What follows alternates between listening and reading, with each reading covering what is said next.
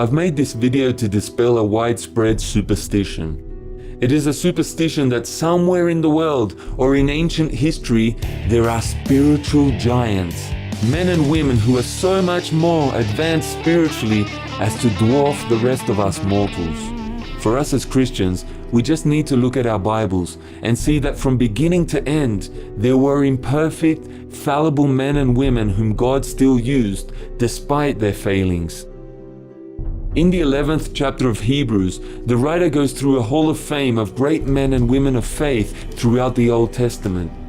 But if you look closely at each of them, you will discover some horrendous sins: prostitution, polygamy, drunkenness, a hot temper, and even murder. Moses, the one through whom God delivered the 10 Commandments, did not even make it into the Promised Land. He so easily lost his temper that he broke the tablets on which the first 10 Commandments were written, even before he had a chance to deliver them to the children of Israel.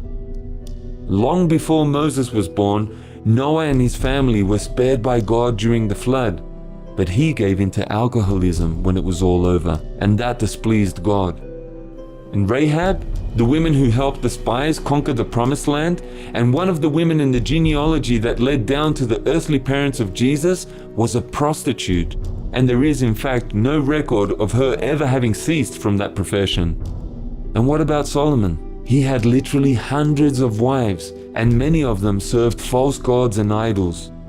And King David, for all his good points, had a man killed in order to make it easier for David to steal the man's wife. Now, I'm not trying to minimize the achievements of such people, but I do think it's harmful if we put them up on such high pedestals that we end up excusing ourselves from ever setting out to achieve great things for God on the grounds that we all have shortcomings. Near the end of the 11th chapter of Hebrews, after listing all these heroes, it says, "These all died in faith." You see, that's where it counts. Anyone can start the race, but it's how you finish the race that counts.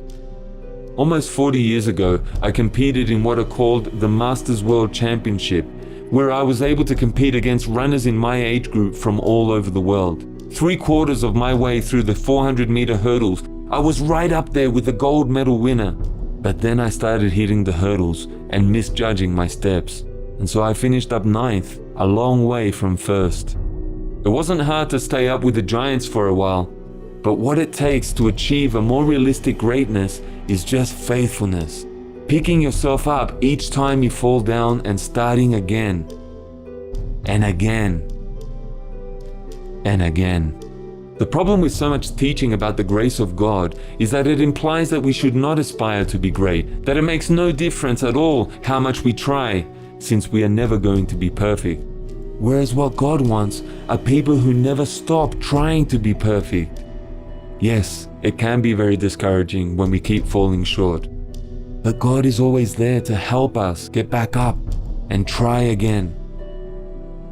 This is a very short message, but it's one that we probably need to hear several times a day. Don't give up. Greatness is not measured by perfection, but it is a measure of our willingness to keep trying. Or as my grandson says to keep himself inspired when running, quitters never win, and winners never quit. God bless you.